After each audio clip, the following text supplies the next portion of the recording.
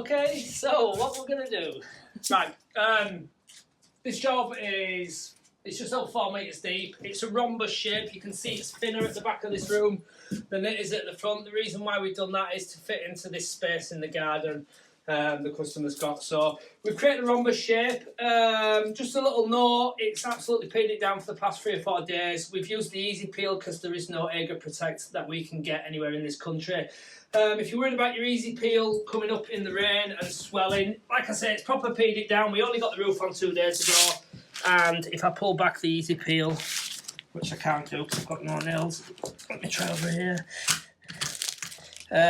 If I pull it back, you can see there, that's the joint of the board. We put loads of glue in there, but there is no swelling, so the water's not got in. And even if it does and you've got a little ridge, it's a case of just whipping a power plane over the top of it just to flatten it down. So don't worry about if it rains and you haven't got your cover on. The easy peel, it's not fantastic, but it does the job, and it's still 22mm. We do prefer Agar Protect, so if you are watching from Agar Protect, can you please get your ass into gear, because we need some Agar Protect rather than this easy peel crap you're selling. Anyway, right, so what we're going to do, we are going to put the vapor barrier, moisture barrier. We're going to put the moisture barrier on the roof, and I'm going to show you the quickest and easiest way to do this. This barrier, particular barrier, it's practically see-through. It's from Selco's. It's about £20 a roll. So what you want to do, it's also 4 metres by 25, which will span this ceiling. So I'm going to hold it to the back of the room there. Jen's going to walk out a little bit more, and then I'm going to roll it the full length of the room. I am now, Jen, just stop. I'm now going to cut it off, like so. We're going to use this DeWalt stapler. And then I'm going to show you how to get it onto the ceiling as quick and as flat as possible. So what I'm going to do, I'm going to open it up like that. I'm going to find the corner, the back corner of it. I'm going to double it over a little bit, simply because it'll want to pull through at first with the staples under its own weight. So what I'm going to do, put a couple in that corner. I'm now going to walk along. You see what's happened there? It just pulls straight through under its own weight. But once you start to get it up, it's all good. So that's the back up now. What I'm going to do now, I'm going to gently pull it off the ceiling like I just did. Like I say, if you double it up, it should be alright. Once you start to get a few in, you'll be good. So I'm going to gently walk forward in a straight line, pushing it up. I find it's better to do this on your own rather than get somebody else to help you. It's a lot quicker, a lot easier, less chance of pulling it down on yourself. So I'm just going to keep walking forward. It's come down at that back corner again, but I'm not going to worry about that.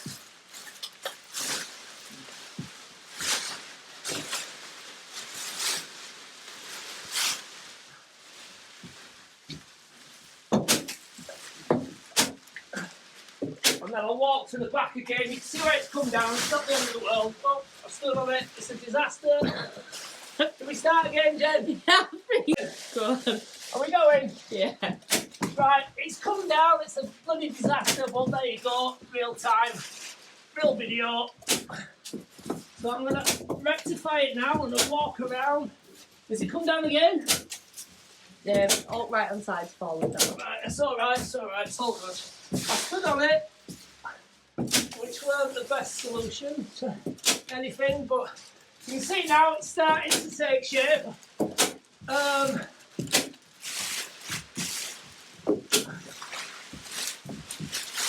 The staples are pretty good, but obviously if you stand on it, they're never going to work. So avoid standing on it. So there you go. I mean, that's that part up now.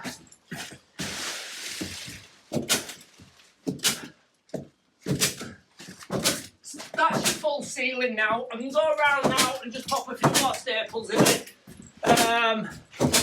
I don't know how far you want to go with this. The vapor barrier stops any moisture going up into the ceiling. David, will you get some more staples, please? It stops any moisture going up into the ceiling, the walls, into the structure of the building, which will then prevent any condensation build up in your ceiling. Some people are cutting holes out the ceiling and all them, but at a later video, I need loads more than that, David. a later video I will show you, after it's been plastered, what the actual vapour barrier does, because if you put your finger up through the light hole, touch the top of the vapour barrier, it will be bone dry. But if you put your finger in between the vapour barrier, moisture barrier, vapour barrier, I don't know, in between there, the plaster will look dry, but it'll be wet through under there, so you can see how effective that is. And at the end of the day, you are stopping, I would imagine, in excess of 90% of moisture entering the walls and the roof. So that's that, that's up. You can go around and staple up completely if you want, but at the end of the day it doesn't matter, because when you put your plasterboards up there, it will trap that completely to the timber. So that's the roof done. What we're going to do now, we're going to drop some practices in the walls, and I'll explain why we're going to do them, what we're going to do them for. Jen's going to do them. We will then put the barrier on the walls as well. I'm going to start plasterboarding the ceiling, and I'm going to show you how I'm going to do that as well. Right, we're going to plasterboard the ceiling. This room is a rhombus shape, so I'm going to draw the room for you. That is that wall there. The front wall is pretty square. The back wall there is running off like that to exaggerate it, and this wall there is running off like that to exaggerate that. So what we're going to do, we're going to try and put a plasterboard upon this ceiling. We don't put our ceiling joists at 400 centres, we put them at 400 spacing. So the spacing is 400. That is more economical for the insulation, and because your insulation boards are 2.4, so obviously 400 goes into 2.4. So that gives us more insulation and better value for money on insulation. So that's why we don't put them at that. The only downside to that is plasterboards at 2.4, and if they're not 400 centres, that means we've got to cut both ends of the plasterboards. But it's not the end of the world, because you only put 5 or 6 on the ceiling generally anyway. So what you can see here, look, I've dropped this on the floor. This is probably the easiest way to do this rather than measuring it. I've dropped that board on the floor. You can see it's square at the back wall there. If Jen stands up there, she can see there's a gap on that up there. Yeah, you see that? Yep. So what we're going to do, we're going to taper it to meet that wall. So I'm going to put that timber there like that. I'm going to draw that line on there like that. That there will then scribe that board to the wall. So when I cut that and lift that up there, that will sit in tight to that joint. But what I'll do then is, because this end of the board won't fall on the timber, and we need the plasterboard to fall on the centre of the timber, so I'll then measure from that point there to the nearest full board on the timber, and I'll cut this end as well, and I'll explain why I'm going to cut it with a handsaw rather than a Stanley knife as well. So what I'll do, I'll cut that, scribe that first, I'll then measure it back, and we'll get a board to go up. Davey and, I'll introduce Davey in a minute. Davey and Jen will hold the board up, and I will fix it. Jen's looking at me weirdly. Why are you looking at me weirdly? Did you forget my name then?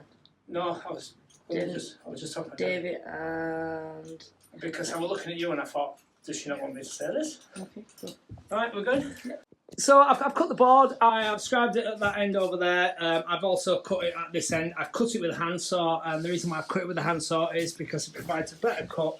The edge of the board doesn't break, so when the two boards go together, you're not going to have loads of broken board there, and you will get a better joint and less chance of cracking, although our ceilings don't crack, do they, Jen? They don't. This is Jen, and this is Davey. Davey is new, right, Davey? I am. So hopefully Davey will stay with us, and you will see him more and more, and obviously Jen is staying with us, and you'll see her lots and lots. Okay, so what they're going to do now, they're going to lift this board up above their head, they're going to put it into place, and I'll show you how it fits, and then I will screw it. Off you go. The plasterboard generally weighs around 25 kilos. I guess that's a two-person lift these days. If you just, right, what you've done there, look, if you just can pull it that way and just release that barrier, Jen. There we go. Right, so what they're going to do, they're going to push it tight to that back wall. Jen's got hers tight there. You can see the scribe. The scribe is good, and I've measured it off there, like I said, at the wood at the back, and that means our timber is halfway on our plasterboard. So what I've also done as well now, while these two are getting shoulder burn, I've marked where the timbers are in the ceiling, so I can screw, and I'll screw along there, and obviously I can see that one anyway. So I'm just gonna put this there like that. Hopefully you can still see. How's your shoulders? All right. Shoulders are good. Plasterboard screws, generally, like I say, don't let it down there, Davey. Whoa, whoa, let it. You can't let it go once I start screwing. I didn't let it go, I just had to move my finger. Right, generally, you can hold the plasterboard up with 4 screws, that will be enough. There, you can let go now. You can let go now. And up, maybe you can't let go. Right. Right, okay, Jen, if you can just video now for me, please. Right, Plasterboard screws, they've got like a widespread head on it and it's flat as well. Can you see that? Yeah, okay, you only want the screw to go and compress the paper a little bit. If Jen comes up here close, you'll see.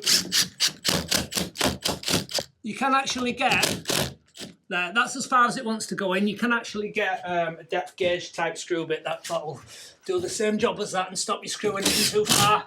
What you want them every 250 to 300 apart. You just want them sunk down like that.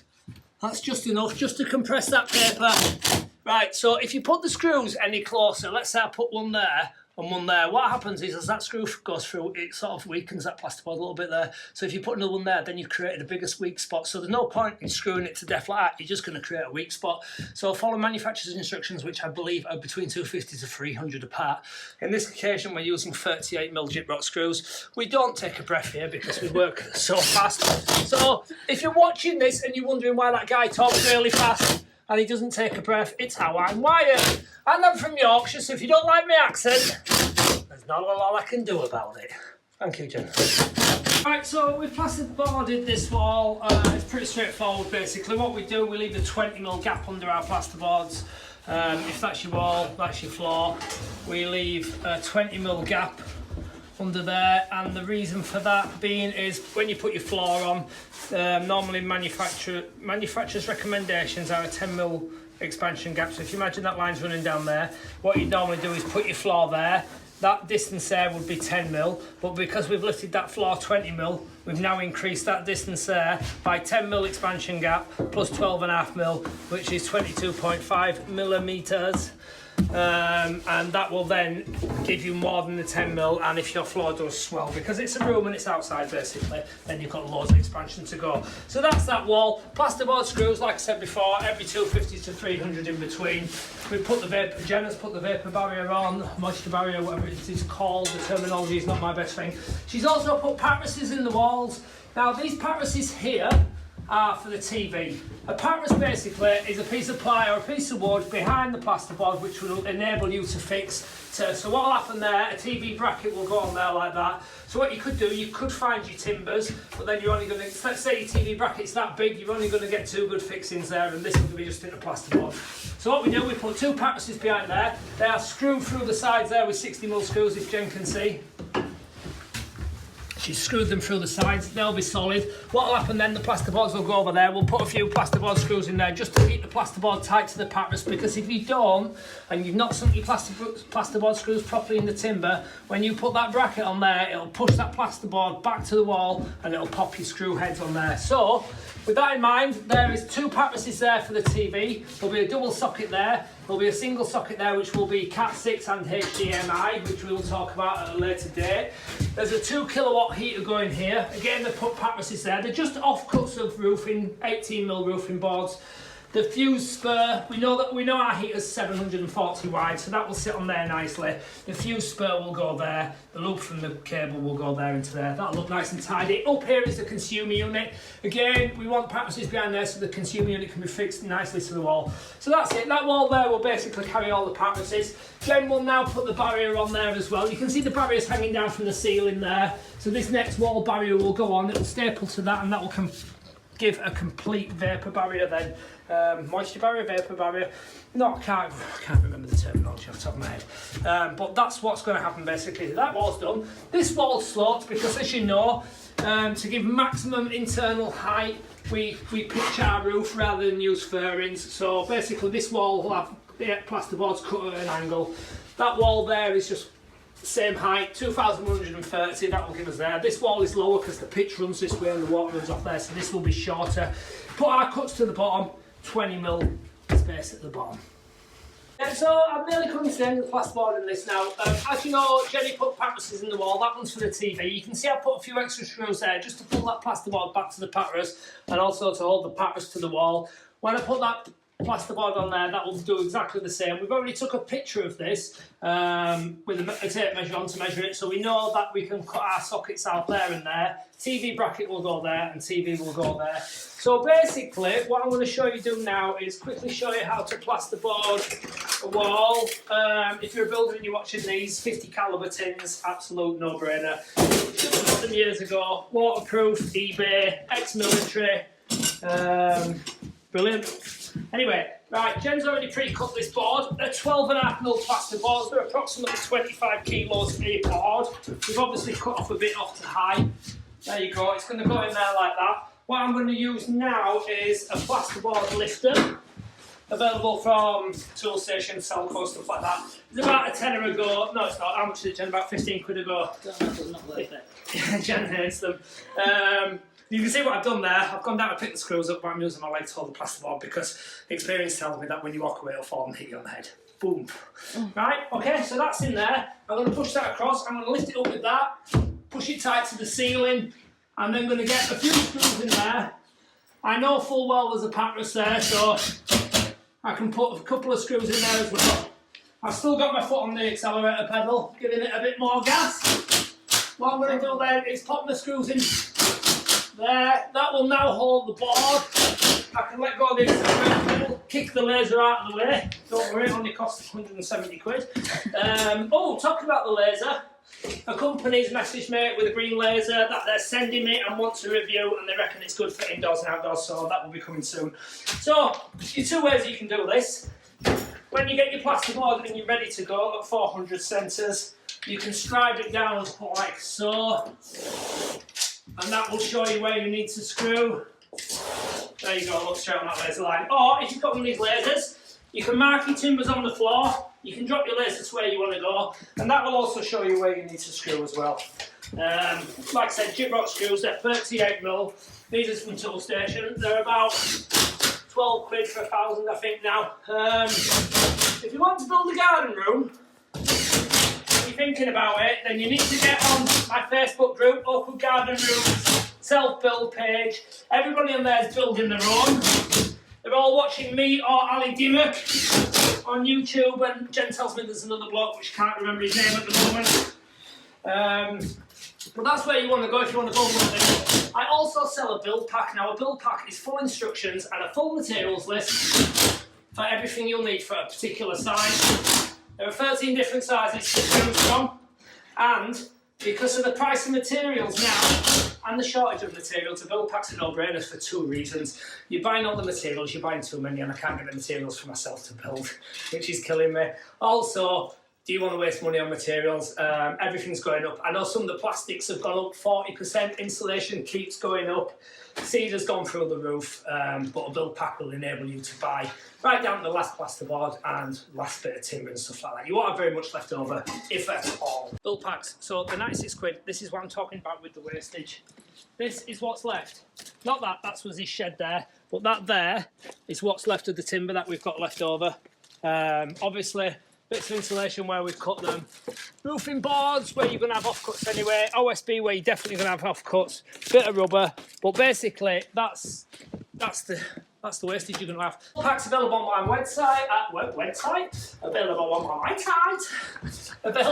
my website, www.oakwoodgardenrooms.com. They're £96, that includes VAT, and you will get them emailed to you by Siobhan within 7 working days, normally 3 or 4, but it depends on the weekend. So build packs, get yourself one, and you'll be able to build one of these garden rooms to our standard, and you'll be happy for the rest of your life. Thank you.